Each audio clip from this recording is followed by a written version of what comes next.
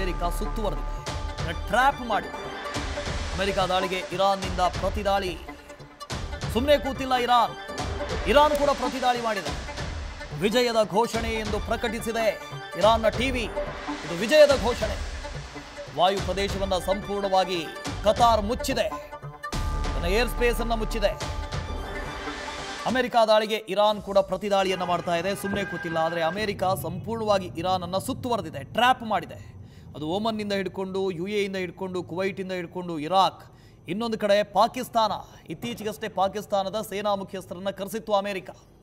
ಅಲ್ಲಿನ ಸೇನಾ ಮುಖ್ಯಸ್ಥನಿಗೆ field marshal ಅನ್ನೋ ಬಿರುದನ್ನು ಕೂಡ ಕೊಟ್ಟಿತ್ತು, ಫೀಲ್ಡ್ ಮಾರ್ಷಲ್ ಅಂತ. ಅದಕ್ಕೆ ಕಾರಣ ಇದೆ, ಇರಾನ್ನಲ್ಲಿ ಯುದ್ಧ ಆಗುತ್ತೆ ಅಂತ ಅಮೆರಿಕಕ್ಕೆ ಮೊದಲೇ ಗೊತ್ತಿತ್ತು.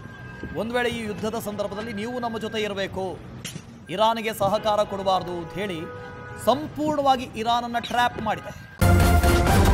ನ್ಯೂಸ್ ಫಸ್ಟ್, ನಿರ್ಭೀತಿಯಿಂದ ನಿಮ್ಮ ಪರವಾಗಿ.